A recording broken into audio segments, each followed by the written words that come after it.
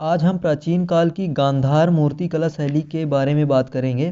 तो सैंधव सभ्यता के पश्चात मूर्ति पूजा के स्पष्ट प्रमाण प्राचीन भारतीय इतिहास में मौर्योत्तर काल से ही प्राप्त होते हैं। इस काल में मूर्ति निर्माण की तीन कला शैलियों का विकास हुआ, गंधार, मथुरा और अमरावती कला शैली। अब अगर गंधार मूर्ति कला शैली की बात करें तो गांधार पश्चिमोत्तर भारत के गांधार क्षेत्र में विकसित होने वाली मूर्ति कला को गांधार कला के नाम से पुकारा जाता है।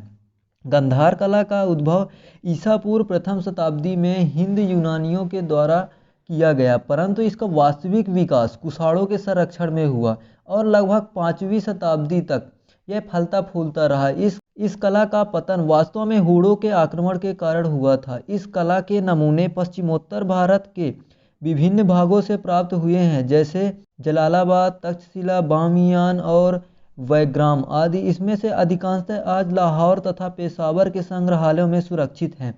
गांधार कला में मूर्तियों के निर्माण के लिए स्थानीय रूप से उपलब्ध मुख्यतः नीले भूरे रंग के परतदार चट्टानों और साथ ही मिट्टी तथा चूने मसालों का प्रयोग हुआ है। जहाँ तक इस कला शैली की विशेषता का सवाल है, तो इस कला शैली की विषय वस्तु जहाँ बौद्ध धर्म से संबंधित रहा है, वहीं इसके निर्माण की तकनीकी यूनानी रही है। इसलिए इस कला शैली को इंडो ग्रीक या ग्रेगो रोमन के नाम से भी पुकारा जाता है। यूनानी प्रभाव का सबसे ज्वलंत उदाहरण यह है कि बुद्ध की प्रतिमा का निर्माण ग्रीक देवता अपोलो की तरह हुआ है। इस प्रकार गांधार कला की तकनीक विदेशी होते हुए भी कला में विषय वर्णों में प्रधानता बौद्ध धर्म में संबंध विषयों की है। गांधार कला की सबसे खास विशेषता थी मानव शरीर की यथार्थ निरूपण।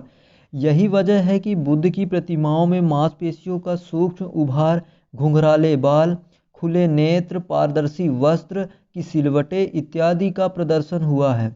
कुछ प्रतिमाओं ने तो बुद्धों की मूछें बनाई गई है। बुद्ध को मूछ युक्त प्रदर्शित करना गांधार कला की यह एक प्रमुख विशेषता मानी जाती है, क्योंकि मथुरा अथवा किसी अन्य भारतीय शैली में बुद्ध की मूछें नहीं बनाई गई है।